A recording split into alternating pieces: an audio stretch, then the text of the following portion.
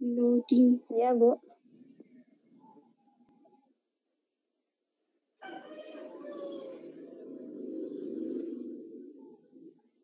Teman-teman yang belum di-mute mohon sekali lagi ya, supaya tidak ada gangguan nanti.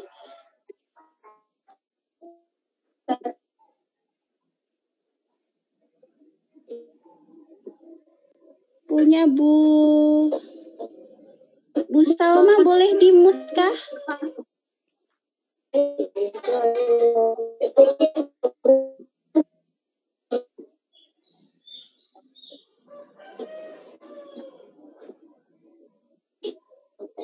Baik, saya buka. Assalamualaikum warahmatullahi wabarakatuh. Waalaikumsalam warahmatullahi wabarakatuh. Alhamdulillahirabbil alamin. Pada hari ini kita diberikan kesempatan kesehatan dari Allah Subhanahu wa taala dengan memberikan kesempatan kepada kita untuk ketemu secara online karena keterbatasan situasi dan kondisi pada saat ini. Sehingga kita bisa bersilaturahmi walaupun tidak secara langsung pada kegiatan webinar pada pagi hari ini. Nah, alhamdulillah pada pagi hari ini sudah bergabung teman-teman, ada yang dari Aceh, ada yang dari Purworejo, ada yang dari Magelang, ada tetangga sebelah juga. Ini kemudian pembicara kita juga sudah siap cantik dengan materinya nanti yang insya Allah akan memberikan kita banyak sekali ilmu, banyak sekali gambaran pandangan baru selama pandemi ini yang entah insya Allah sih semoga segera berakhir. So, saya di sini sebagai moderator pada pagi hari ini, sebagai host di webinar ini akan memandu jalannya sesi webinar kita yang nanti insya Allah akan ada pemaparan materi selama 45 menit dari Ibu Lilis Madiawati, kemudian akan dilanjutkan dengan tanya jawab. Kembali saya ingatkan untuk teman-teman yang nanti akan bertanya bisa mengangkat tangan atau ada icon raise hand-nya silahkan. Jika memang kesulitan dengan sinyal, boleh menuliskan di chat, nanti kita bacakan bersama. Baik, sebelum kita mulai, mari bersama-sama kita membuka acara kita pada pagi hari ini dengan membaca basmalah. Bismillahirrahmanirrahim. Baik, untuk yang pertama saya akan membacakan CV dari pembicara kita pada pagi hari ini. Jadi pada pagi hari ini kita diberikan kesempatan untuk ngobrol, untuk mendapatkan ilmu dari ibunda kita, Ibu Lilis Madiawati. Beliau adalah dosen PNS di UM Magelang pada jurusan PG PAUD UM Magelang. Kemudian beliau lahirnya di mana Ibu? Di Kuningan bukan? Bandung. Oh, di Bandung. Beliau lahir di Bandung pada tanggal 7 September. Sebentar lagi siap-siap kado ya teman-teman ya. 1964. Jadi beliau sudah cukup lama terutama dalam dunia pendidikan. Beliau juga merupakan seorang asesor dari Ban PAUD PNS, kemudian juga seorang penguji LSK, pemerhati anak usia dini, peneliti dan juga penulis buku. Jadi beliau sudah membuat beberapa buku, ada buku tentang bermain permainan, kemudian buku tentang pengembangan bahasa, ya Bu ya. Ya. Itu kemudian beliau hingga saat ini berdomisili di Magelang, tepatnya di Borobudur. Untuk alamat lengkapnya nanti boleh dijapri Bu Lilis, siapa tahu mau main-main ke rumah ya Bu ya. Itu kemudian untuk pendidikannya beliau pernah menempuh pendidikan S1 di IKIP Bandung dan juga S2 di UGM pada jurusan psikologi nggih Bu? Ya. Jadi Bu Lilis ini selain memiliki kemampuan yang luar biasa dalam pendidikan anak usia dini. Beliau juga mendalami tentang psikologi gitu. Nah, ini sesuai sekali dengan tema kita pada pagi hari ini, di mana kita akan membahas tentang kesehatan psikis anak usia dini selama pandemi. Kenapa kok perlu dibahas? Karena kita tidak bisa menyangkal bahwa selama pandemi ini banyak yang berubah, dari mulai kebiasaan, kemudian mulai sikap, kemudian entah itu gaya bicara dan sebagainya, kemudian tata kebiasaan-kebiasaan dan sebagainya selalu berubah gitu. Termasuk untuk anak-anak di mana kalau di sekolah sepertinya sudah teratur, ternyata di rumah mereka berubah, atau yang tadinya di sekolah anaknya berani, anaknya bisa bersosialisasi dengan baik, ternyata selama di rumah beberapa bulan ini menjadi anak yang lebih tertutup atau lebih tidak mau melakukan aktivitas apapun dan sebagainya. Nah, ini adalah salah satu dari akibat dari pandemi yang terjadi yang menyebabkan kesehatan psikis kita secara tidak kita sadari itu mengalami perubahan. Nah, perubahannya seperti apa dan bagaimana nanti kita menghadapinya atau mengenalinya, atau apa yang harus kita lakukan jika kita selama di rumah ini berhadapan dengan anak-anak dan sebagainya, apa yang harus kita lakukan? Kita akan bahas bersama. Nah, untuk mempersingkat waktu, saya persilahkan kepada Ibu Lilis untuk memberikan dan menyampaikan materinya. Monggo, Bu Lilis. Ya, terima kasih Mbak Febru yang bertindak selaku moderator pengarah dalam kegiatan seminar virtual ini. Assalamualaikum warahmatullahi wabarakatuh semuanya. Dimut ya, Bu. Assalamualaikum warahmatullahi wabarakatuh. Waalaikumsalam warahmatullahi wabarakatuh. Ya, semoga sehat selalu ya. Bertemu dengan Bu Lilis sekalipun dalam jarak yang berjauhan, tetapi semoga apa yang nanti sedikit sekelumit yang bisa Bu Lilis sampaikan bisa memberikan manfaat. Baik, di sini materi yang akan disampaikan terkait dengan dampak pandemi COVID-19 terhadap kesehatan psikis, utamanya pada anak usia dini.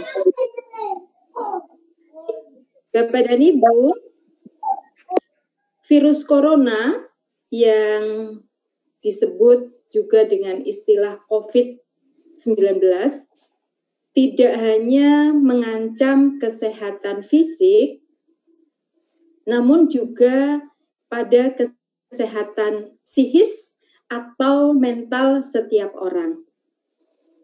Efek psikologis ini tidak hanya berupa rasa takut, bisa lebih beragam. Dan efek ini bisa berdampak serius. Nah, apa saja dampak psikis yang dapat muncul dan bagaimana cara mengatasinya? Wabah COVID-19 ini kita tahu semakin meluas dan telah menjangkit lebih dari 190 negara, termasuk Indonesia. Di Indonesia sendiri, jumlah pasien positif COVID-19 ini bertambah dengan begitu cepat. Isu demi isu, berita demi berita, tentu dapat menimbulkan rasa takut dan panik. Ditambah lagi adanya anjuran untuk diam di rumah, serta adanya kebijakan social distancing maupun physical distancing. Hal ini sedikit banyak menimbulkan jarak secara emosional, baik antara keluarga, sahabat, rekan kerja, teman, ya, atau umat persyarikatan di tempat-tempat ibadah yang dapat saling memberikan dukungan. Bagi sebagian orang, hal ini bisa dirasakan sebagai suatu tekanan, beban yang sangat besar. Nah, bila tidak dikendalikan, tekanan tersebut akan berdampak negatif pada kesehatan mental. Bapak dan Ibu, gangguan kesehatan mental yang terjadi selama pandemi ini dapat disebabkan oleh berbagai hal. Misalnya, ketakutan terhadap wabah, rasa terasing selama misalnya pasien tersebut dikarantina, kesedihan, kesepian karena jauh dari keluarga atau orang yang dikasihi, termasuk kecemasan akan kebutuhan hidup sehari-hari. Betapa tidak, karena kita harus stay at home, ya. Ditambah lagi kebingungan akibat informasi yang simpang siur. Nah, hal-hal ini tidak hanya berdampak pada orang yang telah memiliki masalah kesehatan mental, seperti orang-orang yang memang telah mengalami depresi atau gangguan kecemasan umum, namun juga dapat mempengaruhi orang yang sehat secara fisik dan mental. Sejumlah kelompok yang rentan mengalami stres psikologi selama pandemi virus corona, salah satu di antaranya adalah anak-anak. Nah, mengapa demikian? Di situasi serba terbatas, ya, bukan cuma kesehatan mental orang dewasa yang harus diperhatikan, tetapi juga kesehatan mental anak. Sudah jelas, aktivitasnya berubah. Tadi sudah disampaikan Mbak Moderator. Aktivitasnya berubah. Tidak hanya para orang dewasa ataupun para orang tua. Kita lihat anak-anak yang sebelumnya bisa sekolah, bertemu teman, bermain di taman, sekedar bermain sepeda di taman kompleks. Sekarang hingga hari ini terpaksa lebih sering berada di rumah. Nah, anak-anak kemudian berpikir, belum lagi keluar rumah harus memakai masker. Sering ya, sesering mungkin mencuci tangan. Nah, wajar bila anak akhirnya juga mempunyai kecemasan yang sama dengan orang dewasa. Nah, bila mana kesehatan mental anak itu membutuhkan perhatian? Bapak dan Ibu, bila ada sejumlah hal-hal yang sudah mengganggu keseharian anak. Yang pertama, ini yang menjadi indikator anak itu mengalami gangguan kesehatan mental. Yang pertama, kebiasaan lama muncul kembali. Maksudnya, ilustrasinya begini. Biasanya pada usia sedikit besar, anak ini sudah tidak mengompol. Kini tiba-tiba mengompol lagi. Atau pada usia tertentu punya kebiasaan menghisap-hisap jari, jempol, ya, atau kebiasaan lain yang sebetulnya ini sudah jarang dilakukan, bahkan tidak pernah. Nah, sekarang itu muncul kembali.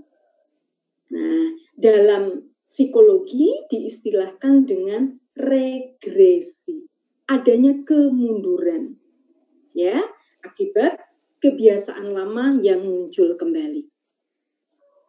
Nah, ini suatu hal yang wajar sebetulnya, namun ketika sudah terjadi sangat sering, sangat lama, mengganggu keseharian, nah ini mungkin pertanda anak stres.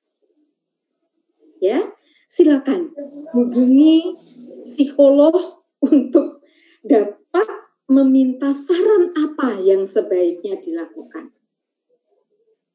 Yang kedua, yaitu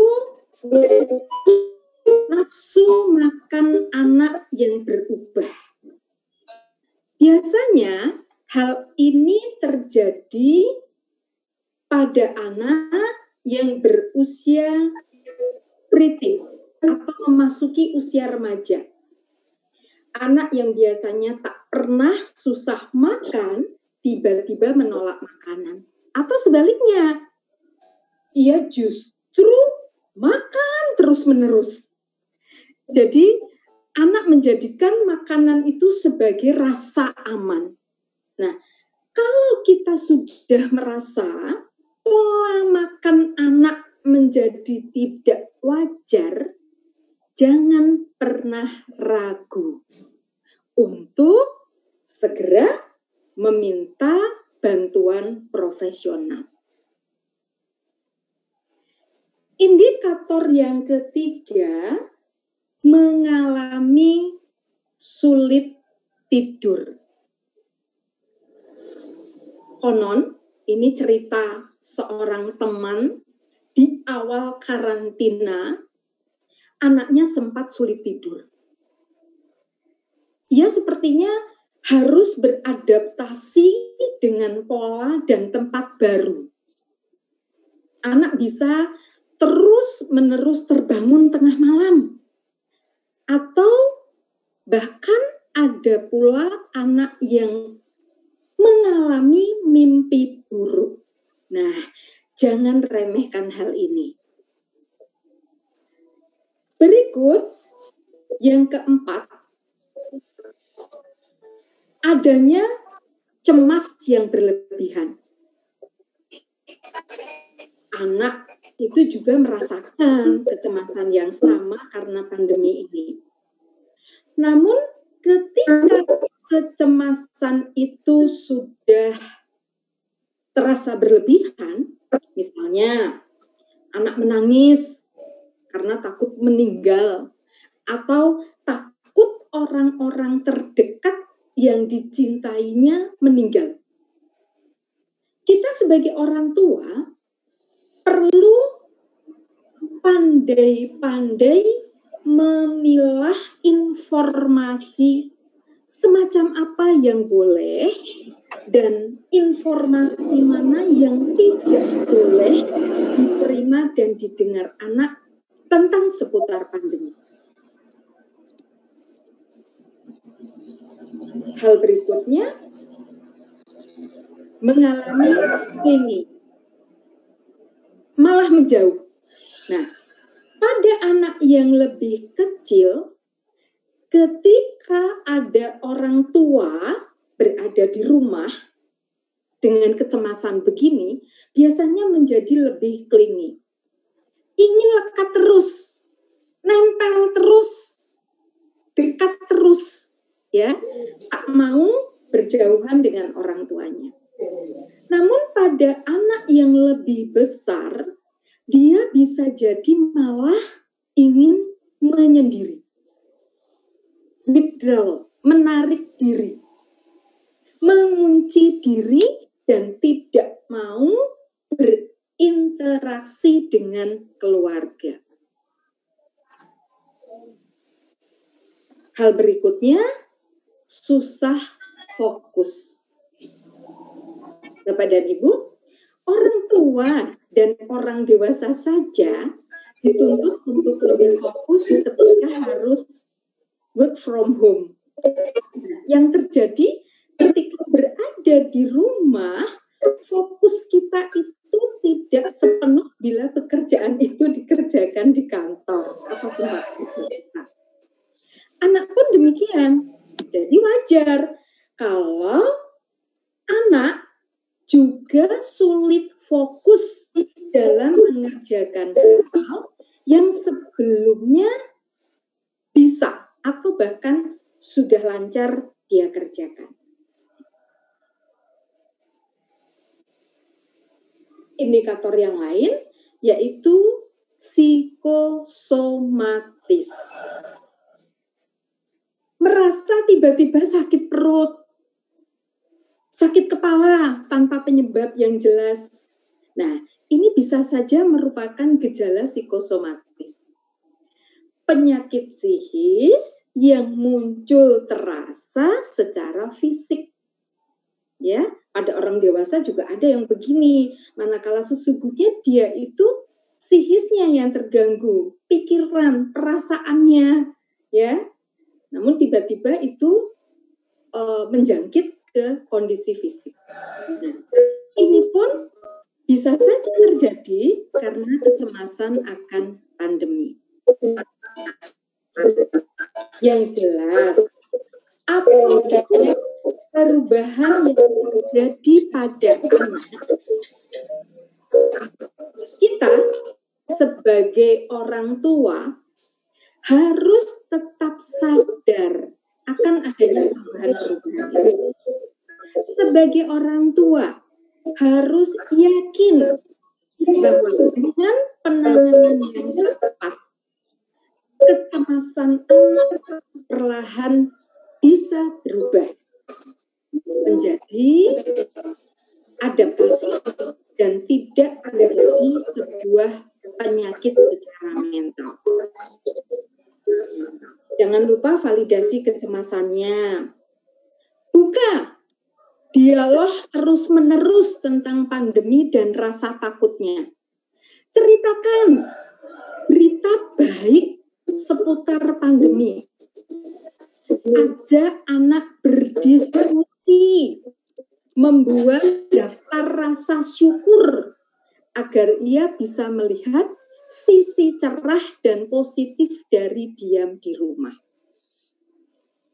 Misalnya, karena banyaknya diam di rumah, bisa kemudian punya banyak waktu bersama ayah bundanya.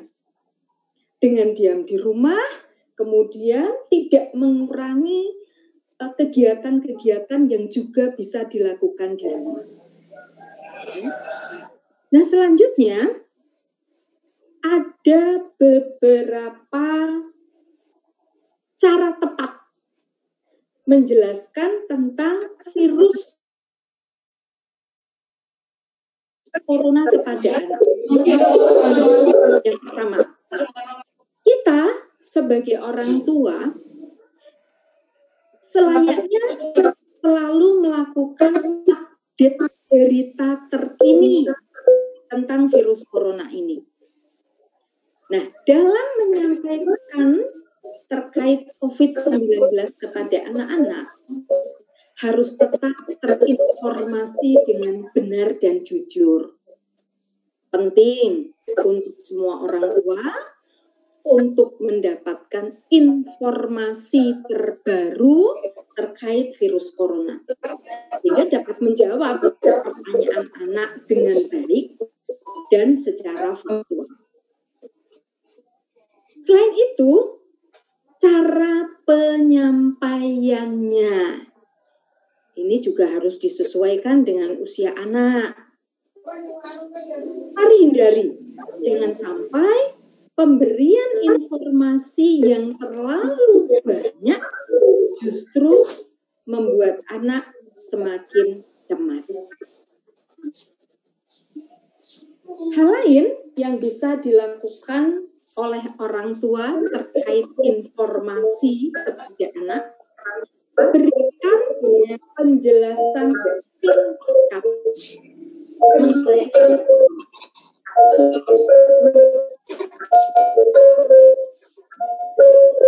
sebelum lebih jauh.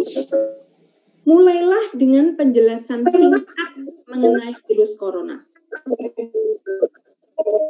Orang tua dapat menggunakan contoh, misalnya dengan membandingkannya dengan virus lain, seperti influenza. Ilustrasinya, virus ini sama halnya dengan virus pernapasan lainnya yang bisa muncul tanpa gejala atau memiliki gejala mulai dari yang ringan hingga parah.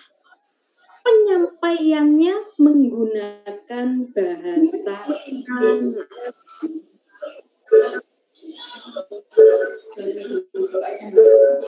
Berikutnya, untuk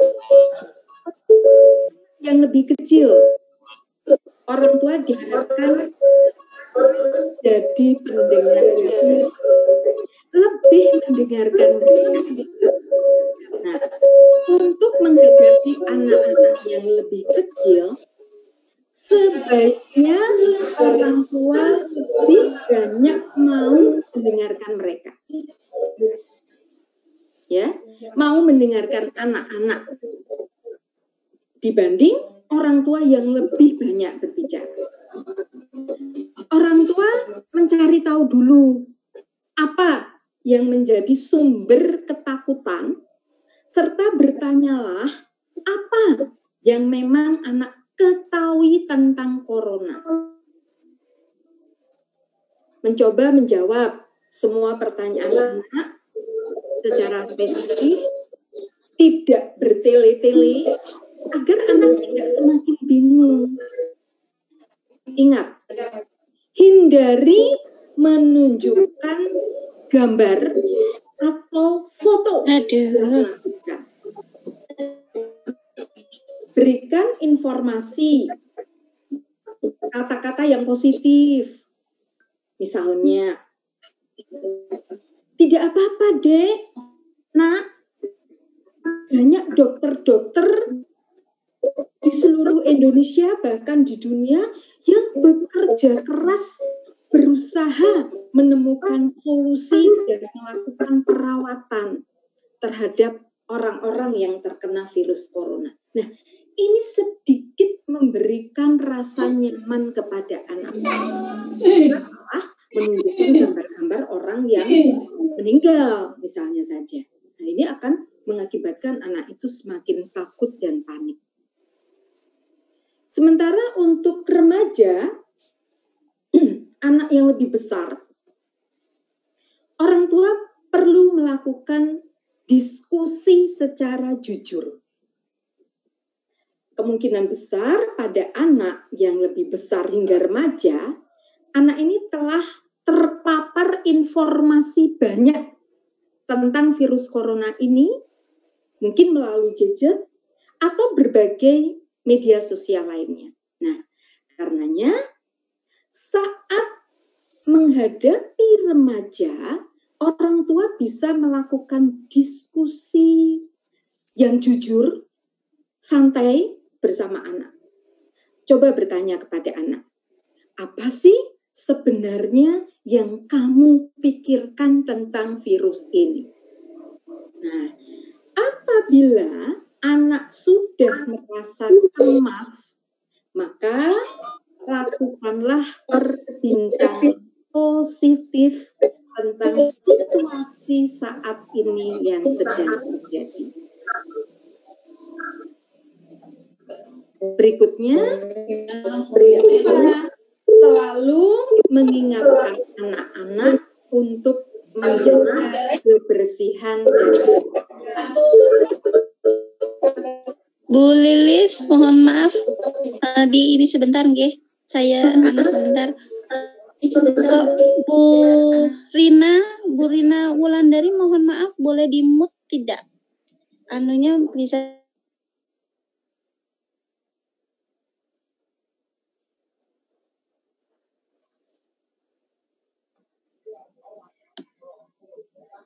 Baik, monggo Bu Lilis dilanjutkan, mohon maaf Ibu. Ya, ada kredit ya. Oke. Ya, terima kasih. Berikutnya, selalu mengingatkan anak untuk menjaga kebersihan dan kesehatan. Pendekatan yang paling berguna dan penting untuk anak-anak dari berbagai usia, yaitu dengan cara mengingatkan anak untuk tidak lupa mencuci tangan, menutupi area mulut ketika bersin atau batuk. Memberitahu cara mencuci tangan yang benar.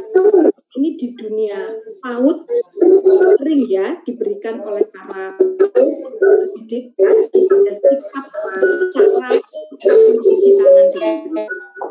Memakai masker, menjaga kebersihan secara benar pula.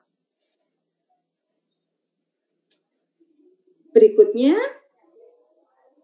mengawasi gerak-gerik anak setelah berbicara. Nah, setelah orang tua menyampaikan informasi, saran mungkin kepada anak, coba perhatikan, apakah anak kemudian menunjukkan kecemasan atau tidak? Cobalah memberikan perhatian penuh kepada anak. Ya, akui perasaan mereka. Apabila ada sedikit cemas, namun tidak berlebihan, itu hal wajar. Namun jika anak menunjukkan gejala cemas yang berlebihan, seperti misalnya sulit tidur, ya, kemudian takut, ya, menunjukkan rasa takut. Nah, maka orang tua haruslah tanggap serta memanggil penyedia layanan kesehatan mental untuk dapat melakukan bantuan tambahan. Nah, Bapak dan Ibu, ketika anak berminggu-minggu, Maret ya, berarti sudah sekian bulan, anak berminggu-minggu tinggal di rumah karena sekolah itu ditutup secara nasional, para orang tua itu sebetulnya mulai mempertanyakan efektivitas ini. Bagaimana dengan pasca pandemi? Banyak pakar berpendapat, biasanya anak-anak yang lebih kecil itu akan lebih mudah untuk bangkit kembali daripada orang dewasa dan remaja. Sekalipun anak itu stres, namun kemampuan ketahanan anak-anak itu juga sangat bergantung pada stabilitas dan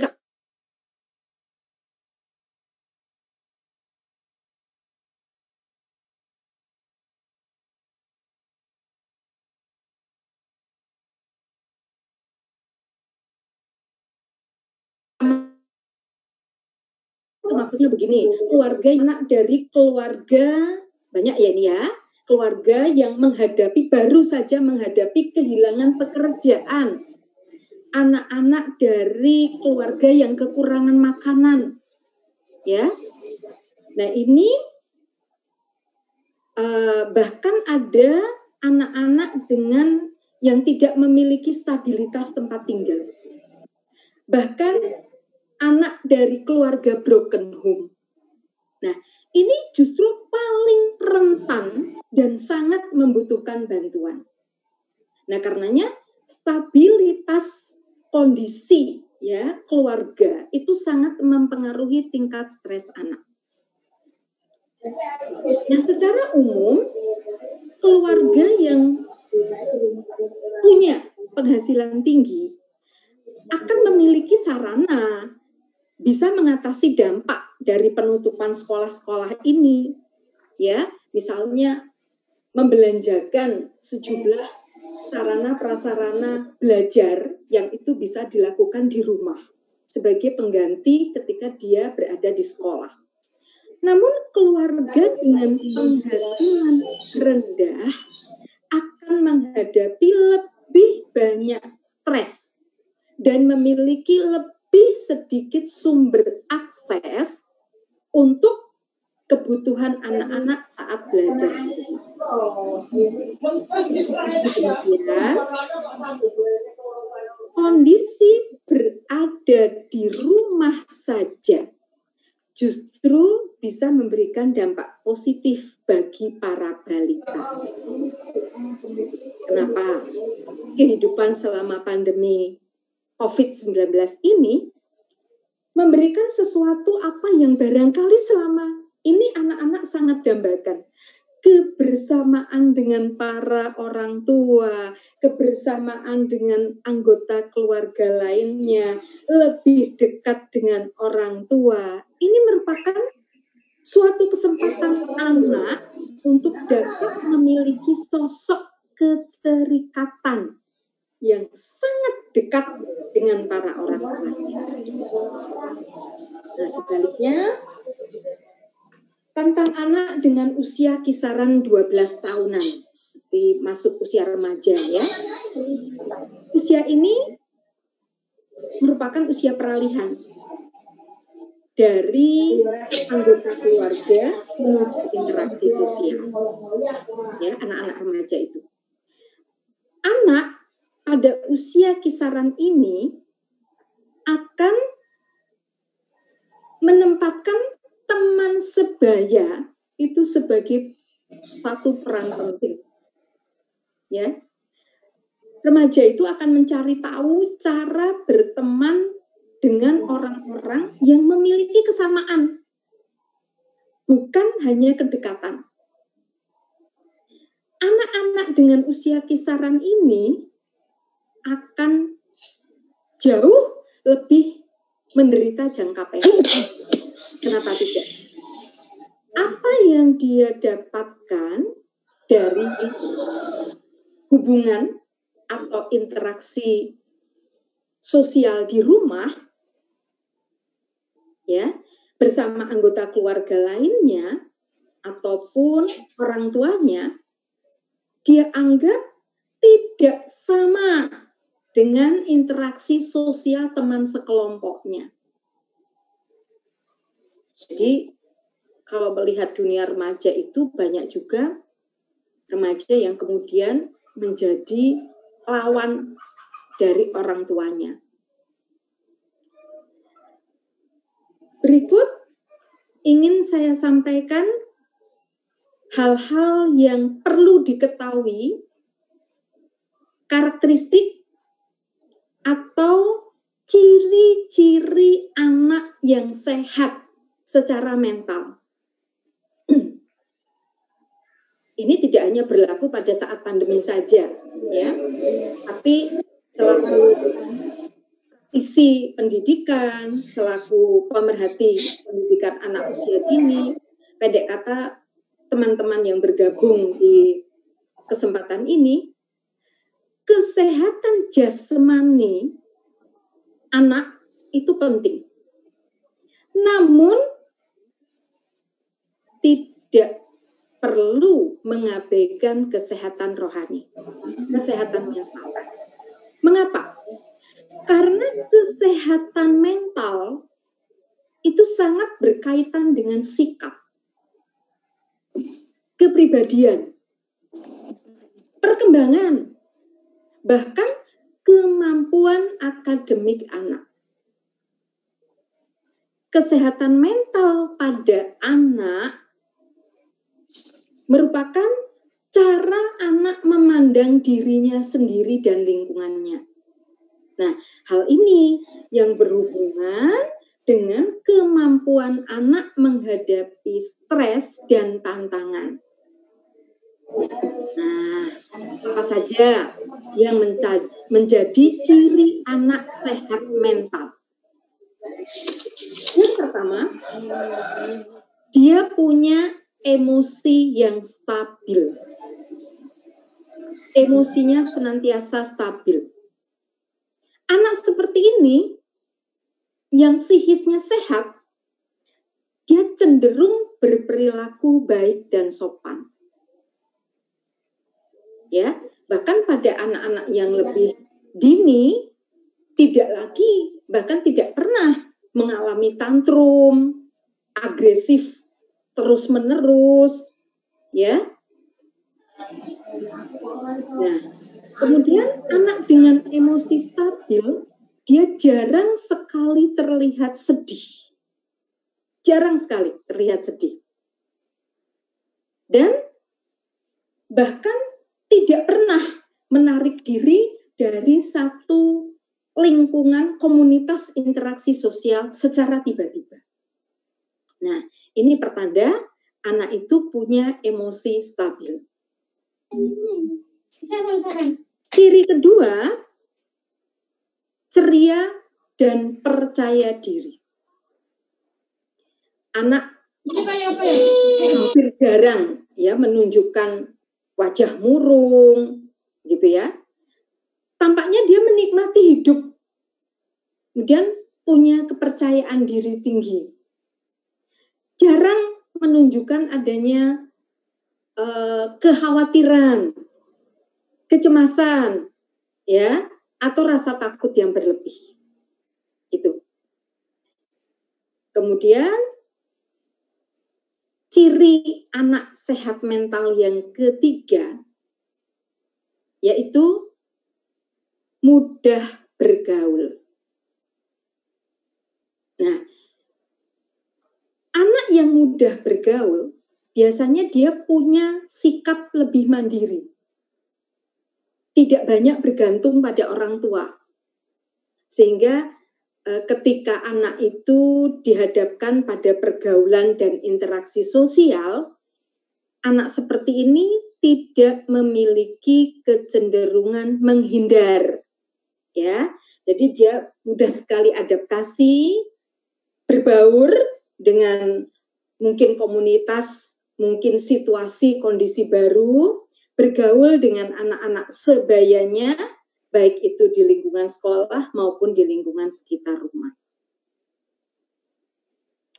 Berikutnya, anak punya ciri mudah dan mau berkegiatan. Nah, ini kaitannya dengan konsentrasi. Anak yang mau dan mudah berkegiatan karena memang didukung, ditopang dengan kesehatan mentalnya yang baik, dia jarang mengalami kesulitan konsentrasi. Ya, dia ingin selalu mudah mengikuti kegiatan maupun instruksi-instruksi baik itu di rumah maupun di sekolah. Jadi apapun kegiatan yang ada di depannya, dia justru tertarik untuk merasa tertantang dirinya untuk melakukan itu. Selanjutnya, cukup istirahat. Nah, anak dapat tidur dengan nyenyak dan cukup di setiap harinya. Ya, jadi anak yang tidak mengalami gangguan tidur, ya, tidak mengalami kesulitan tidur, pertanda kesehatan mentalnya bagus. Tapi bukan anak yang tidur terus-menerus ya Bapak Ibu. Nah, untuk ini pada anak balita, ya, pada anak balita, anak sehat itu membutuhkan waktu tidur dengan durasi 10-13 jam. Pada balita, ya 10-13 jam. Artinya begini, kurang dari itu berarti ada masalah, lebih dari itu pun kurang baik, begitu ya. Pada balita 10 sampai 13 jam. Nah, untuk anak sekolah membutuhkan waktu tidur selama 9 sampai 11 jam di setiap malam. Ya. Nah, apabila itu kurang sekali atau lebih sekali dari durasi waktu tersebut, nah silakan, berarti ini sudah ada warning, ya, sudah ada sinyal tanda-tanda, ya, ada apa anak ini mengalami gangguan tidur. Nah, terkait dengan ini, bila menemukan perubahan mood atau sikap anak, ya, yang berlangsung selama berminggu-minggu. Kalau perubahan mood atau sikapnya hanya 1, 2, 3 hari, mungkin itu baru belum serius ya, belum dianggap sebagai gangguan yang serius. Tapi kalau itu berlangsungnya lama, bersegeralah berkonsultasi pada ahlinya. Ya, silakan, sekalipun anak-anak kita masih pada usia dini, misalnya saja, sering mengajak anak agar mau menceritakan apa yang sesungguhnya dia rasakan. Ya, kita sebagai orang tua, orang dewasa, seringlah menunjukkan empati terhadap keluh kesahnya. Jadilah pendengar yang baik bagi anak-anak kita. Nah, jika merasa butuh bantuan dan tidak merasa kurang mampu menangani masalah yang dihadapi anak, disarankan segera berkonsultasi, mungkin ke psikolog, ya, mungkin juga ke dokter anak, agar hal-hal, ya, yang mengindikasikan anak itu mengalami gangguan bisa menjadi jalan keluar. Tampaknya begitu yang bisa saya sampaikan di sini. Semoga bermanfaat. Selanjutnya mungkin ada teman-teman yang akan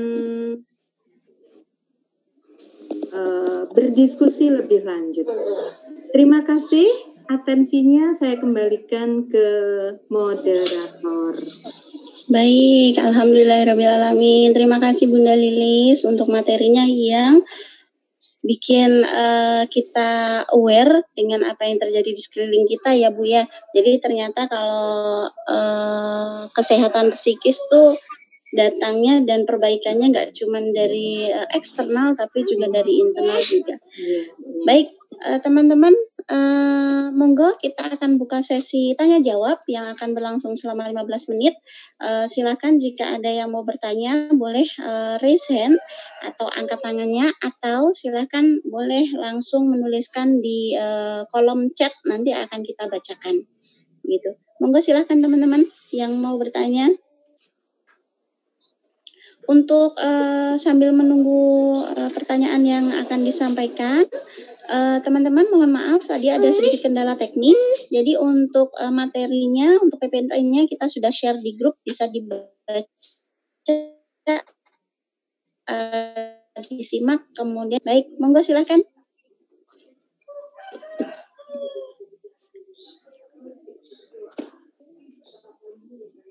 Silakan. Nggih, Bu Hima di unmute monggo. Bu Himatul Karomah, monggo Bu Hima. Sebelumnya assalamualaikum warahmatullahi wabarakatuh. Terima kasih atas waktunya. Nama saya Himatul Karomah, mahasiswa dari PG PAUD UMM Magelang. Ingin bertanya kepada Bu Lilis. Tadi dikatakan untuk dampak dari COVID-19 terjadi regresi, kebiasaan yang lama muncul kembali. Nah, untuk meminimalkan gangguan mental ini, bagaimana caranya Bu Lilis? Tadi kan dikatakan jika ini bermuncul sering, kita harus segera konsultasikan kepada para psikologis. Nah, untuk konsultasikan kepada para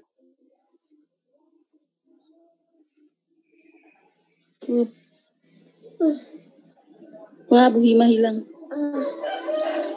ini lagi untuk mengkonsultasikan kepada psikologis tentunya kan melalui prosedur-prosedur atau tahapan-tahapan yang tidak sekali dijawab. Nah, itu bagaimana caranya biar kita itu cepat mendapat solusinya dari psikologis itu, Ibu Lilis. Terima kasih banyak atas waktunya. Assalamualaikum warahmatullahi wabarakatuh. Waalaikumsalam warahmatullahi wabarakatuh. Bu Lilis di unmute dulu, Bu Lilis. Ketekan itu.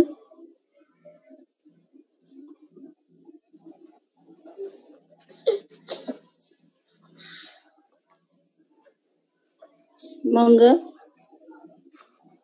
Langsung dijawab? Nggih, monggo enggak apa-apa, Bu. Ya, terima kasih Mbak Hima terkait dengan pertanyaannya. Memang salah satu indikator anak mengalami gangguan psikis atau mental yang bisa diakibatkan oleh banyak hal itu yaitu regresi, ya, munculnya perilaku-perilaku yang sebetulnya itu sudah tidak saatnya lagi, tetapi kembali ada. Seperti tadi ya, mengompol ataupun menghisap jari dan jempol. Ya memang apabila gangguan psikis itu baru menggejala, artinya baru tampak ringan-ringan saja, ada baiknya kita selaku orang tua untuk berupaya meminimalkan gangguan tersebut. Misalnya, bisa dengan cara orang tua mencari tahu terlebih dahulu sumber masalah dari anak tersebut. Ya, kira-kira misalnya saja, tiba-tiba bisa saja terjadi Mbak Him, usia 4 tahun tiba-tiba kembali mengompol. Padahal mengompolnya ini karena dirinya sedang stres, sedang ada gangguan psikis atau mental akibat satu masalah yang dia hadapi. Nah, ada baiknya kita mencari tahu, ya, mencari tahu, cari informasi, mungkin bisa jadi dari anak itu sendiri, ya, dari informasi dari anak itu sendiri atau lewat orang lain. Kemudian kalau kita sudah tahu sebetulnya mungkin dia panik, mungkin dia takut, ya. Saya pernah mengalami hal semacam itu. Ternyata anak ini takut dengan guru barunya. Nah, itu di rumah kan aman-aman saja. Tampaknya tidak ada hal yang menggejala. Namun ternyata gangguan psikis ini dibawanya juga ke rumah. Artinya sumber masalah itu bukan dari rumah, ternyata dari sekolah. Nah, setelah tahu sumber masalahnya, kita akan bisa bantu anak ini untuk mengurangi beban mungkin perasaan dan pikirannya. Namun, betul sekali yang disampaikan Mbak Hima, kalau gangguannya sudah serius, seperti halnya kita juga misalnya seseorang pasien dengan gangguan penyakit jasmani. Mungkin kalau cuma ringan-ringan saja, kita istirahat, diperbanyak istirahat, nanti juga sembuh. Bisa jadi, tapi kalau gangguan itu serius, itu tidak mungkin sekejap selesai. Nah, karenanya, bila sudah ditunjukkan dengan indikator-indikator yang tadi sudah saya sebutkan, dan ternyata indikatornya itu sebagian besar ada, berarti itu sudah menunjukkan gangguan serius tuh. Nah, karenanya tidak cukup dengan upaya orang tua saja, tetapi kita harus berkonsultasi pada ahlinya. Di antaranya mungkin psikolog. Begitu. Ya memang psikolog itu tidak hanya 1-2 kali ya, juga tergantung dari keseriusan gangguan psikis atau mental yang diderita anak. Ya, sama halnya saja dengan kalau kita mengidap penyakit jasmani, Mbak Hima. Kalau ada dokter yang cuma sekali nanti ini dengan obat ini ibu bapak sudah sembuh ya, tapi ada yang nanti silakan kembali lagi. Nah, sama saja seperti itu. Jadi tergantung pada tingkat keseriusan gangguan psikis yang dialami anak. Begitu Mbak Hima. Karenanya jaga baik-baik anak-anak kita ya, baik yang di rumah, di sekolah, begitu. Seperti halnya yang tadi saya sampaikan, ternyata kesehatan psikis atau mental itu juga beriringan pentingnya, betapa urgennya. Jadi tidak hanya kesehatan jasmani saja. Ya memang kalau kesehatan jasmani bisa kita lihat wujudnya ya, oh ini anak sakit, oh ini anak demam begitu. Tapi gangguan mental itu justru ya tidak tampak tetapi bisa berakibat fatal, ya berakibat serius. Begitu Mbak Hima? Baik, terima kasih Bu Lilis untuk pertanyaan yang berikutnya. Ini dari Bu Eko Kurniasi. Ya. Bu Eko bertanya, apa yang dapat dan harus kita lakukan jika benar-benar tahun ajaran baru dimulai di bulan Juli, di mana pandemi belum berakhir, terutama untuk anak usia dini. Monggo Bu Lilis. Baik, terima kasih. Wah, ini ini jawaban yang perlu ikut memperhatikan kebijakan pemerintah ya. Baik, memang ada wacana ya di berbagai tempat begitu. Ada himbauan. Saya selaku pribadi belum siap lah. Kalau dikatakan apalagi anak-anak usia dini itu termasuk usia yang sangat rentan, sebaiknya itu belum bisa dilakukan. Saya secara pribadi, ya. Namun memang saya juga mendengar bahwa ada wacana yang di bulan depan Juli itu sudah dibuka secara perlahan, ya, dibuka perlahan, utamanya pada yang zona-zona hijau, ya. Nah, yang pertama tentunya kesehatan kebersihan, ya itu tetap dijaga. Kemudian saya pernah melihat protokol kesehatan yang dilakukan oleh negara Cina, luar biasa ya. Jadi anak usia dini datang di hari pertama pasca pandemi itu sudah dengan masker dari rumah ya, kemudian maskernya itu sesampainya di sekolah ya karena maskernya itu 1 kali pakai, sesampainya di sekolah masker guru, para pendidik dan lainnya itu pihak sekolah itu sudah menyiapkan dan menghimbau masker itu untuk dibuang, digantikan dengan masker yang baru, kemudian disinfektan disiapkan ya, disemprot bahkan sekujur tubuhnya dari tubuh bagian luar anak tersebut. Sampai dengan seperti itu, sampai dengan kelengkapan yang anak bawa, misalnya tas ya, misalnya sepatu dan sebagainya, sampai seperti itu. Nah, Indonesia utamanya lembaga kita bagaimana? Apakah bisa melakukan protokol kesehatan semacam ini? Kemudian hal yang ketiga, tetap dengan social distancing, physical distancing yang ketat. Jadi kalau misalnya kemarin anak itu duduk berhimpitan, entah itu misalnya di bangku-bangku sekolah itu ya kali ini kalau perlu, kalau itu tadi saya baca artikel itu ada di bangku sekolah dasar yang biasanya diduduki oleh 2 siswa, nah itu besok kalau sekolah sudah mulai diminta untuk aktif kembali, itu diharapkan dengan hanya 1 siswa dalam 1 bangku. Nah, bagaimana? Muncul lagi masalah, yaitu apa? Bagaimana dengan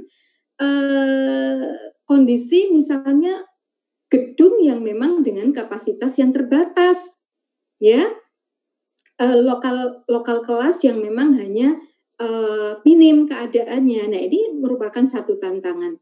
Nah, yang pasti anak bisa tetap hadir di sekolah kalau itu memungkinkan, kalau tidak ya lebih baik ditunda saja dulu.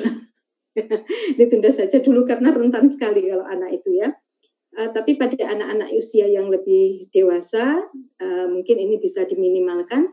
Dan durasi waktu kehadiran di sekolah, ya, durasi waktu kehadiran di sekolah.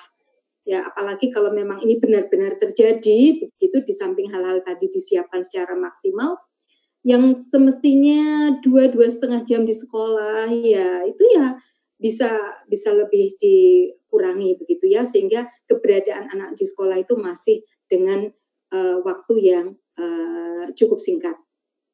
Kemudian alternatif lain mungkin bisa juga dengan bila memungkinkan ya, hadir bergantian. Misalnya pada sekolah-sekolah yang jumlah siswanya banyak, katakanlah 60 bahkan lebih, ya, dengan lokasi kelas, lokasi sekolah yang memang seperti itu. Nah, bisa tidak itu dibuat seperti shift begitu?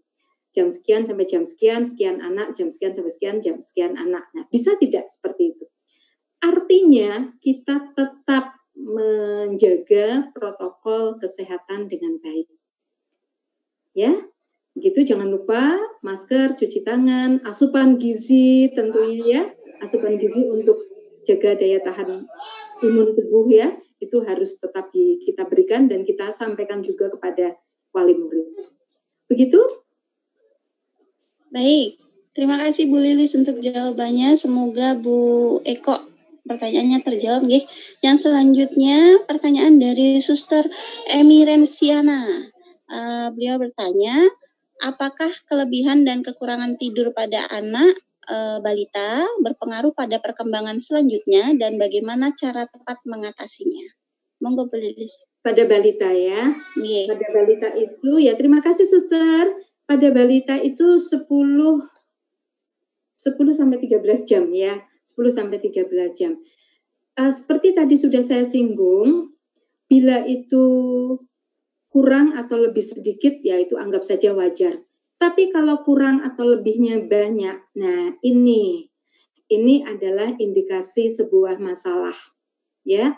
Untuk tumbuh kembangnya jelas, ya. Masa-masa ketika anak itu harus, kalau dia tidurnya terlalu banyak, ya, porsi jam tidurnya itu terlalu berlebih.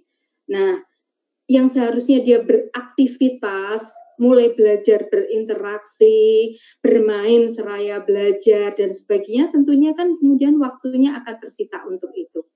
Ya, kemudian bila kurang pun demikian, apalagi kalau kurang ya, kurang pastinya ada gangguan serius, mungkin bisa jadi sampai dengan gangguan kesehatan jasmani. Misalnya anak sakit kita tahu kan, kemudian tidak sekedar rewel, tetapi juga mengalami gangguan pada kesehatan fisiknya, ya. Nah, bagaimana untuk bisa terpenuhi porsi jamnya mendekati angka tadi? Nah, ini sebetulnya itu otomatis terjadi pada anak, ya, otomatis. Jadi tidak ada itu berlangsung begitu saja. Memang pada usia-usia tersebut dia butuh waktu istirahat dengan jangka waktu 10 sampai 13 jam tadi. Itu berlangsung secara alami, ya. Ya, tidak ada upaya untuk mungkin melatih atau bagaimana, ya.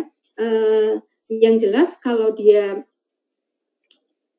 sering terbangun, tadi yang jelas ya, sering terbangun di tengah malam, sering terbangun pada jam-jam tertentu, kecuali pada anak-anak bayi, ya, di antaranya kan misalnya dia karena haus, ya, karena lapar, nah itu dia akan terbangun, kemudian setelah itu tidur kembali, ya. Jadi jelasnya akan mengganggu terhadap tumbuh kembang anak tersebut. Begitu?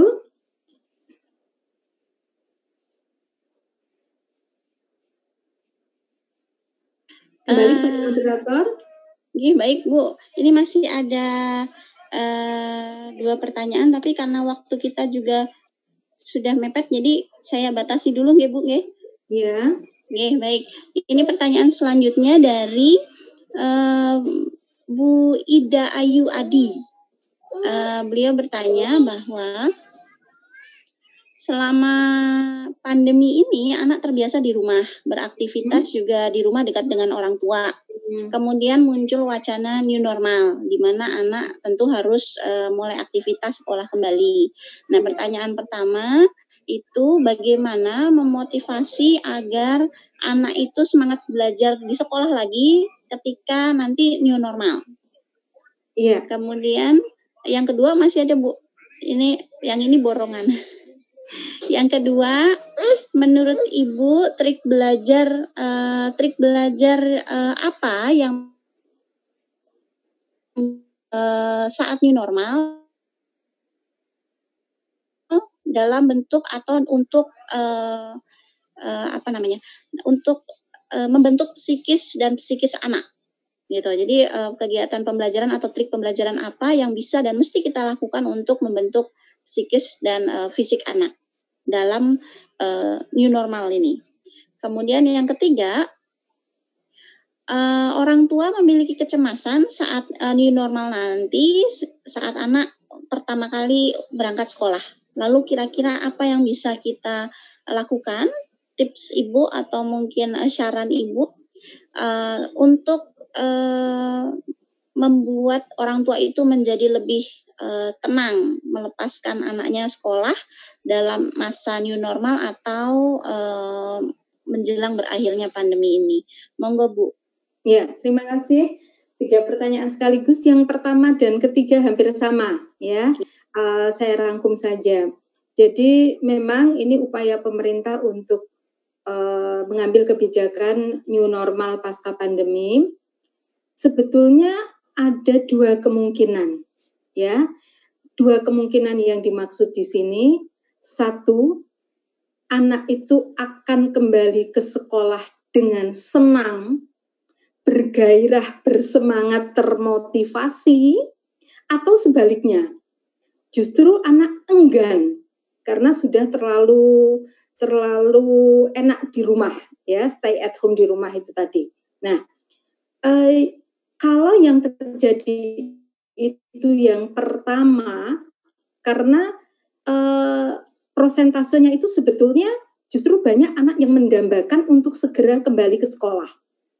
Ya, saya beberapa waktu berbincang-bincang dengan para guru di video call oleh murid-muridnya, kapan Bu Guru kami kembali ke sekolah, aku sudah kangen dengan ibu, kangen dengan sekolah, kangen dengan teman-teman. Nah, artinya justru kekhawatiran, kecemasan anak untuk hadir datang kembali ke sekolah itu hampir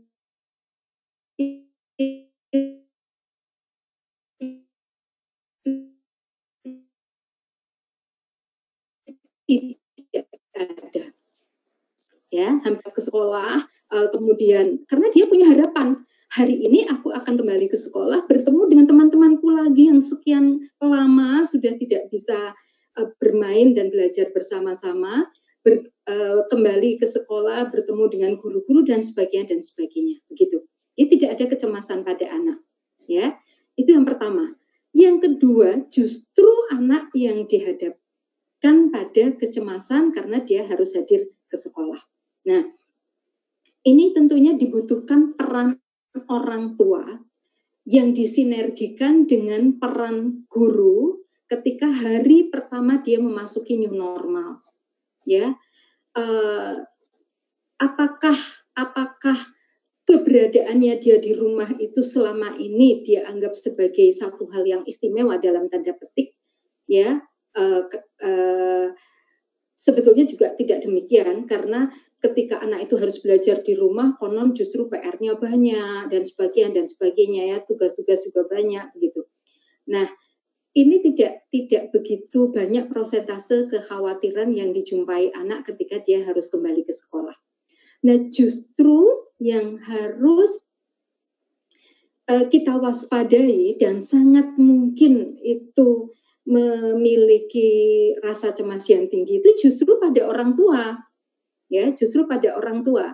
Nah, apakah orang tua itu cukup nyaman, ya, cukup nyaman melepas anak-anak yang selama ini ada di rumah untuk kembali ke sekolah seperti hal-hal sebelum terjadinya pandemi.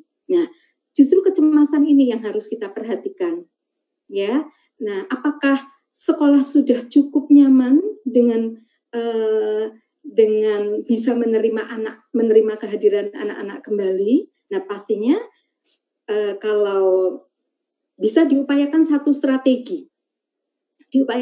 strategi penyiapan sekolah yang lebih maksimal untuk new normal, ya, penyiapan sekolah. Katakanlah apa sih yang bisa dilakukan oleh pimpinan lembaga, termasuk para pendidik di dalamnya, mungkin melibatkan komite dan lain sebagainya untuk menghadapi new normal ini. Nah, ini dulu disiapkan sebaik mungkin, ya. Kemudian nanti tentunya mungkin di hari pertama bisa disampaikan kepada para orang tua bahwa kami sudah siap dengan new normal, kami sudah siap untuk membersamai anak-anak kembali beraktivitas di sekolah. Sehingga kecemasan ini tidak membangun ketimpangan, ya, tidak ada lagi kecemasan entah itu orang tua atau guru. Apakah sekolah sudah cukup nyaman untuk memasuki new normal atau tidak? Nah, ini juga harus diinformasikan, dikomunikasikan terlebih dahulu kepada para wali murid. Kemudian terkait dengan pertanyaan kedua, saya jadi lupa. Apa tadi Mbak Febro? Pertanyaan kedua itu, bentar Bu. Trik pembelajaran yang bisa dilakukan untuk membangun psikis dan fisik anak. Nih. Nah, ini ya. Psikis itu kaitannya jadi begini. Pembelajaran yang bagaimana? Yang sebetulnya turut memperhatikan pengelolaan psikis anak. Maaf, banyak sekali pembelajaran-pembelajaran yang sekarang ini masih terlaksana, itu masih pembelajaran yang justru mengabaikan kondisi psikis. Contoh, pembelajaran yang dengan adanya unsur paksaan. Ya, unsur paksaan. Misalnya seperti pembelajaran klasikal. Jadi kalau pembelajaran klasikal utamanya pada anak usia dini, kan satu kelas harus dengan kegiatan tertentu, harus dibeginikan, kemudian nanti endingnya begini. Nah, itu kan paksaan. Ya, ini tidak memberikan rasa kenyamanan pada anak. Singkatnya, pegang KKM anak. KKM, ya. K pertama itu karakteristik anak. Karakteristik anak. Nah, terkait dengan ini, mungkin teman-teman banyak yang sudah belajar ya, cara belajarnya anak itu kan ada bermacam-macam.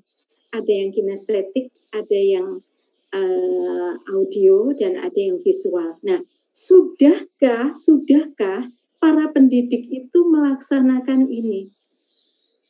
Ya, jadi yang saya lihat itu banyak dimanapun itu masih belum menempatkan pembelajaran yang sesuai dengan karakteristik anak. Yang kedua yaitu kebutuhan anak. Sebagai contoh, anak itu sukanya memanjat. Kenapa dipaksa menyusun puzzle? Nah, anak itu nggak butuh kok menyusun puzzle. Nah, apakah mengenal warna, pola geometri, bentuk itu hanya dengan puzzle? Misalnya seperti itu, ya. Kita harus bisa melihat kebutuhan anak, apa itu. Kemudian M-nya adalah minat. Ya. Nah, ada anak yang minat tertentu pada kegiatan tertentu. tapi anak yang lain tidak pada kegiatan tersebut. Nah, namun ada pula pembelajaran yang kemudian masih kurang memperhatikan KKM tadi. Jadi kalau tidak begini salah, kalau tidak sesuai dengan instruksi guru tidak benar. Nah, ini kan berarti paksaan, rasa tidak nyaman melakukannya dengan kurang senang itu akan berpengaruh pada kondisi psikis anak. Ketika kita belajar neuroscience otak ya. Di sana ada dendrit, sinaps ya. Nah, sinaps tumbuh itu kalau anak itu melakukan sesuatu, mungkin kegiatan, mungkin raga main dengan situasi yang senang, maka sinapsnya itu akan tumbuh. Tapi kalau dia dengan unsur paksaan, adanya penekanan, ya, ini bukannya tumbuh malah patah. Sinaps yang sudah terbangun, sudah terkonstruksi itu akan patah. Nah, kalau sudah patah untuk menumbuhkannya kembali itu akan perlu waktu yang lama. Nah, ayo, maka dari itu terkait dengan pertanyaan ini, saya menghimbau kepada teman-teman, yuk pelan-pelan ya. Jadi kalau misalnya, kamu kok nggak mau mewarnai? Ya tidak apa-apa, tidak harus mewarnai. Mungkin dia maunya kegiatan yang lain. Tapi ya, 6 lingkup capaian perkembangan itu tetap bisa dilakukan. Oh, tidak hanya dengan 1-2 kegiatan. Bisa kita buka ragam kegiatan yang lain. Nah, inilah salah satu trik atau tips untuk bagaimana kita tetap menyehatkan kondisi psikis anak lewat ragam pembelajaran. Begitu? Baik, terima kasih Bu Lilis. Yang selanjutnya Bu Lilis masih ada 2 lagi. Ya. Yang selanjutnya, selama kita belajar di rumah ini, kemudian kan dari dinas dikatakan bahwa kita tidak boleh, ini ada titipan pertanyaan tadi, tidak boleh dari Bu Sutimah ya Bu, tidak boleh memberikan tugas kepada anak. Gitu. Tapi dinas itu meminta laporan daring ceritanya. Kemudian sementara kalau kita mau menggunakan APE pun orang tua terbatas gitu. Jadi sedikit sulit. Nah, bagaimana atau apa sih sebenarnya yang harus kita lakukan, Bu? Jadi ada tuntutan nggak boleh tugas tapi harus ada laporan, sementara orang tua juga susah. Nah, ini bagaimana, Bu? Nah, ya, terima kasih. Ini Mbak Sutrimah. Sutimah nggih, Bu. Iya, Mbak Sutrimah. Sutimah nggih. Lagi dengan Bu Lilis, Mbak Sutrimah. Baik, saya berawal dari kalimat terakhir yang disampaikan Mbak Moderator ya. Kalau berbicara sarpras, APE, media di rumah itu mungkin tidak bervariasi atau beragamnya di sekolah ya. Tidak demikian pula. Jadi ketika anak itu belajar di rumah, dibutuhkan memang kreativitas orang tua, orang dewasa di dalamnya ketika melakukan pendampingan kegiatan bersama anak. Apakah APE itu hanya semata-mata seperti APE yang berada di sekolah? Ya, kita bisa memanfaatkan sumber-sumber belajar dari lingkungan, ya, sumber-sumber belajar dari lingkungan tanpa mengurangi hakikat dan esensi bagaimana anak itu berkegiatan dalam rangka mencapai capaian tumbuh kembang anak dengan 6 lingkup perkembangan itu. Kemudian saya pikir itu persepsi saja ya. Artinya begini, ketika pemerintah jangan memberikan tugas yang terlalu banyak kepada anak-anak. Nah, tugas itu tugas yang bagaimana? Sekali lagi kalau tugas itu kemudian membebani anak, beban itu mungkin karena terlalu banyak yang harus dia kerjakan, harus begini, harus begitu, sementara dia memang betul diminta laporan daringnya. Nah, tugas-tugas itu mestinya kalau itu guru yang memberikan, mestinya guru kan bisa memilah tugas-tugas itu yang tidak membebani anak dalam arti anak itu bisa melakukannya dengan nyaman, anak itu bisa melakukannya dengan senang, ya. Nah, memang perangkat pembelajaran antara yang diinformasikan oleh pemerintah, apa yang dilakukan oleh pendidik, tampaknya ini dan dilakukan oleh orang tua dalam rangka melakukan pendampingan ketika anak-anak itu belajar di rumah, tampaknya ini perlu disinkronkan. Ya, wacana apa itu belajar dari rumah itu tampaknya juga kan mestinya ketika hendak memasuki kondisi semacam ini semuanya harus dipersiapkan dulu dengan matang, sehingga persepsi tugas yang berlimpah, nah dikatakan berlimpah membebani, itu kan manakala anak itu berkeberatan untuk melakukan atau mengerjakan tugas-tugas itu. Tapi kalau seabrek tugas tapi anak itu tetap enjoy, anak itu tetap nyaman, sebetulnya itu bukan beban. Tapi satu tugas pun, tapi anak itu sudah tidak suka, misalnya ada anak yang tidak suka dengan hitung-menghitung, misalnya saja kok dihadapkan dengan itu satu tugas pun, anak tetap merasa tidak suka. Sehingga tidak nyaman, tidak enak untuk mengerjakannya. Begitu. Baik. Pertanyaan terakhir ya, Bu. Ya. Pertanyaan terakhir ini berkaitan dengan menghisap jempol. Ya.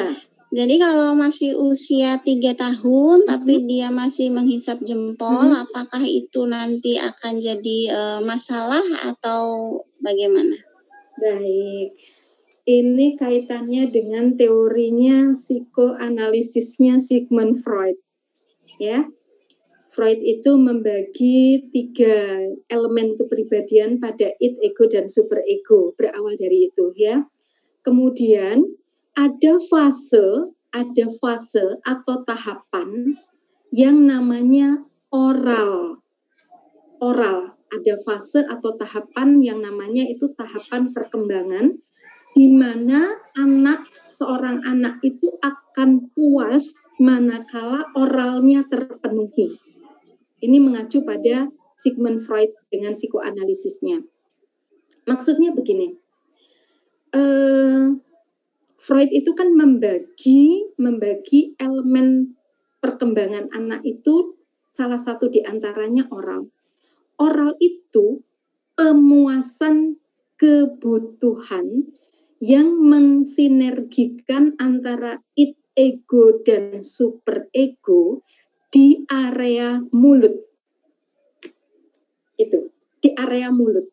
Jadi anak itu akan nyaman kalau area mulutnya itu bisa terpenuhi kepuasan kebutuhannya. Sehingga wajarlah pada usia mulai memasukkan jempol, menggenggam erat-erat dan berakhir di mulut itu sejak usia 6 bulan. Kalau tidak percaya silakan dilakukan, dipraktekkan. Letakkan sesuatu di genggaman tangan anak, ya, bayi, kemudian dia akan masukkan itu ke mulut. Nah, masalahnya sekarang, apakah kepuasan oral ini hanya bisa dipuaskan dengan satu hal seperti itu, yaitu menghisap jempol ataupun jari? Tidak. Ini berkaitan dengan perilaku orang tua memberikan makan dan minum kepada anak. Sebagai contoh, sudahkah, ketika ibu menyusui pada usia bayi untuk memperoleh kepuasan oral pada anak dengan cara dan sikap menyusui yang benar? Ayo, pada ibu-ibu pekerja, ibu-ibu bekerja itu ada yang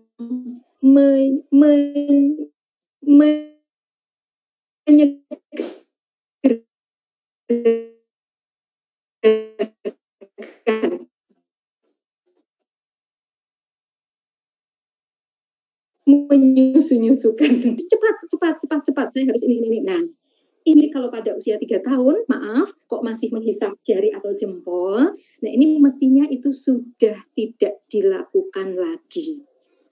Sehingga cara melakukan pendampingan pengasuhan ya pada usia 7 bulan memasukkan jempol jarinya kepada area mulut. Nah, ini untuk pelan-pelan anak itu dilatih untuk tidak melakukannya. Nah, kemudian perilaku menyuapi, termasuk perilaku menyuapi, perilaku menyusui, perilaku menyuapi. Nah, bila anak itu tidak terpuaskan, maka dia akan melakukan melakukan perilaku yang menyimpang. Di antaranya tadi, menghisap jempol jari yang tidak lagi pada waktunya. Ya, tidak lagi pada waktunya.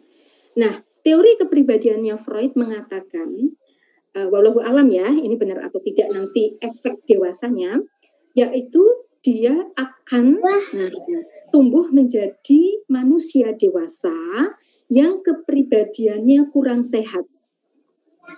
Ya, kepribadiannya kurang sehat. Seperti contoh, akibat dari orang yang tidak terpuasi pemenuhan kebutuhannya. Sebagai contoh, tamak, serakah, ya, kemudian egois. Ini mengutip bukunya psikoanalisis yang Freud loh ya, bukan kata Bu Lilis. Nah, bila ini tidak terjadi, semoga tidak, berarti ada pengasuhan yang lebih positif yang diberikan sejalan dengan tumbuh kembang anak di tahun-tahun berikutnya. Gitu ya. Jadi oral, anal itu pada anus, oral itu pada mulut, dan genital. Mudah mengingatnya, genital. Kenapa gadis remaja pria itu sudah mulai genit-genit. Nah, itu pada fase genital. Ada orang tua yang paling miskin di dunia ya, kata Maggie Z itu ya Mbak Febru ya. Orang tua yang kebingungan mencari logam koin karena ditelan oleh anaknya. Jadi benda-benda kecil begitu ya, itu kemudian berakhir di mulut dan masuklah ke dalam perut anak ya. Itu kan banyak hal yang terjadi demikian ya. Nah, ini karena memang pada tahapan oral, ketika anak itu harus dipuasi pemenuhan kebutuhannya, harus dilakukan pendampingan. Jangan kemudian anakku kalau ngisap jempol atau jari itu anteng nih, terus ibunya itu nyambi pekerjaan yang lain misalnya ya. Nah, itu senantiasa mestinya itu tidak dilakukan ya, dicoba anak itu perlahan untuk digantikan dengan yang lain, mungkin mainan yang sesuai dengan usianya yang tidak itu mengalami gangguan kepribadian ya. Ya, begitu Mbak Febru, Mbak Sutrima. Baik, terima kasih Ibu untuk jawaban-jawaban pertanyaannya. Semoga itu bisa menjawab pertanyaan dari teman-teman semua yang belum sempat bertanya. Alhamdulillah, untuk azan dulu sebentar. Iya.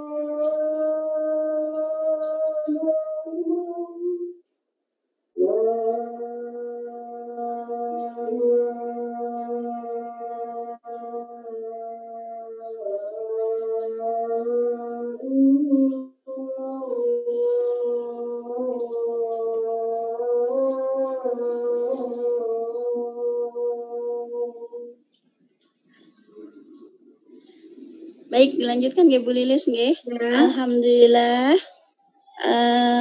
Ini rencananya yang kita ngobrol-ngobrolnya, webinarnya hanya 1 jam, jadi molor panjang ya Bu ya. Saking asiknya ini mendengarkan paparan materi dari Bu Lilis. Baik, saya simpulkan nggih Bu Lilis nggih. Ya. Jadi ternyata kalau kita bicara tentang kesehatan psikis itu ada banyak hal yang harus disiapkan nggih Bu Lilis nggih. Terutama di masa pandemi ini tidak hanya menyiapkan lingkungan untuk anak, tapi juga menyiapkan orang tua atau orang dewasa di sekitar anak supaya mereka bisa memberikan stimulasi, memberikan fasilitas, terus kemudian memberikan kegiatan-kegiatan yang mampu terus untuk menjaga kondisi psikis anak, begitu nggih Bu nggih. Ya. Kemudian kita juga harus lebih aware ternyata bahwa anak-anak juga bisa mengalami stres yang bisa mempengaruhi psikis anak. Yang kita pikir anak-anak cuman main, ternyata cuman main juga bisa bikin anak menjadi terbebani nggih Bu nggih. Gitu. Ya. Baik, alhamdulillah. Terima kasih sekali Bu Lilis untuk materinya hari ini. Semoga teman-teman yang ikut webinar pada siang hari ini bisa terpenuhi rasa pengen tahunya sebetulnya kesehatan psikis itu seperti apa. Tapi tidak menutup kemungkinan nggih Bu, kalau ada pertanyaan tambahan atau pertanyaan susulan masih bisa nggih Bu nggih. Ya, Nanti silakan. bisa japri juga bisa juga lewat grup yang sudah kita sediakan, di grup WA yang sudah disediakan. Baik, terima kasih untuk Ibu Lilis. Saya tutup nggih Bu untuk webinar hari ini untuk partisipasinya. Dalam nggih Ibu. Bro, sebelumnya adakah peserta yang terjauh? Yang terjauh ini kebetulan saya belum, kalau di Zoom ini saya kurang begitu paham Bu, tapi kalau untuk di grup itu kemarin ada yang dari Bali, ada yang dari Aceh, ada yang dari, nanti kita coba untuk menelisik kembali. Jadi kita coba lihat lagi. Iya, Begitu, sebelum ditutup oleh moderator, saya menyampaikan apresiasi setinggi-tingginya kepada peserta semua, utamanya yang berasal dari jauh ya, domisilinya jauh gitu, bisa bergabung dengan PG PAUD UM Magelang. Ya, ini dengan PG PAUD UM Magelang juga sebagai salah seorang dosennya. Ya, terima kasih ya untuk semua. Begitu Mbak Febru? Nggih, baik Ibu, terima kasih.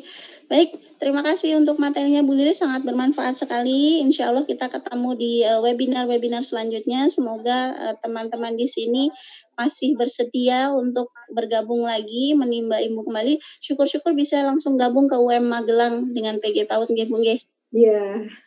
Baik, terima kasih Bu Lilis untuk waktunya. Untuk teman-teman semua, mohon maaf dari kami panitia, selaku panitia, jika dalam pelaksanaan webinar ini masih banyak sekali kekurangan. Insya Allah itu akan menjadi pembelajaran dan perbaikan untuk kami. Terima kasih saya ucapkan sekali lagi, mohon maaf juga. Saya tutup nggih, ini asistennya kebetulan sudah datang. Saya tutup, terima kasih untuk semuanya. Wassalamualaikum warahmatullahi wabarakatuh. Waalaikumsalam warahmatullahi wabarakatuh.